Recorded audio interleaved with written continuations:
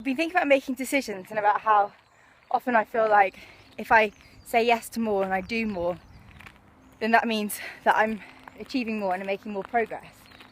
But I've realised that actually sometimes I need to say no, and by taking a step backwards, that often gives me what I need to take a step forwards.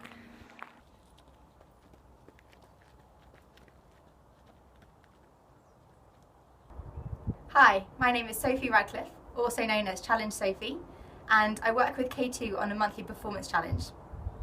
Today I'm running up to Le Merlet in Chamonix, and I'm thinking about decision making in the thick of it, which is this month's challenge.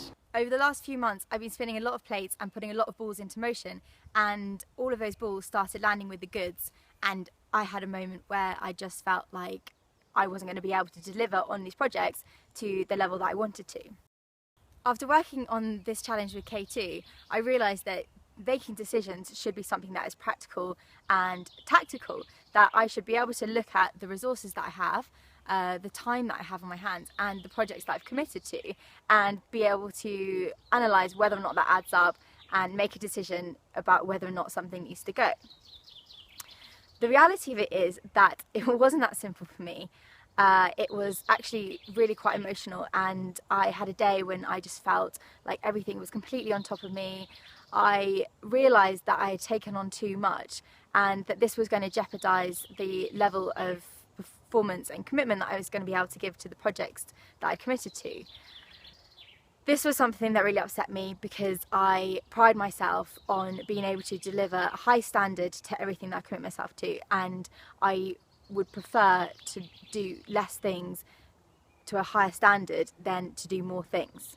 Sounds very simple now that I'm thinking about it, but at the time I was feeling extremely emotional about it. The big decision that I had to make was whether or not to go to Nepal with Charlie to run the Annapurna circuit. K2 asked me how this was making me feel. How did I feel that I wasn't going to be able to deliver the performance that I wanted? And I said, well, I realised I felt too thinly spread. I was risking not being able to deliver the performance that I wanted to deliver, and I couldn't prioritise. I had all these things going on. I didn't know how to prioritise on each of them, so I had to make that decision, and I'm so happy that I have. So happy. One of the things that I've learned from working with K2 is that it's all about my clear picture of success. Instead of just feeling overwhelmed and not knowing what to prioritise, I sat down and I said, right, well, what are my actual goals? What are the goals I've set myself? What's important to me? What do I want to spend my time doing? And that was a really helpful way for me to make decisions and to regain that confidence and control over my life. I also learned that I need to be aware I only have a finite number of resources and energy, and I need to be strategic about where to place them. Making the decision not to go to Nepal with Charlie and being more strategic about where to focus my efforts, it really has made a huge difference to me. I felt happier, more in control and confident that I can deliver on all of my projects to the best of my ability. One of the main objectives of me working on this challenge with K2 is so that I can take what I've learned and use it to help me in the future.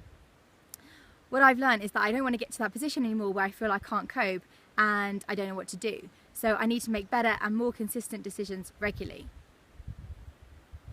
My goal is to be more strategic about the things that I commit to, stop and think about how it fits into my clear picture of success and the goals that I've committed to, and give myself all the time that I need to make decisions, talk things through with Charlie and make sure that I'm not overloading myself.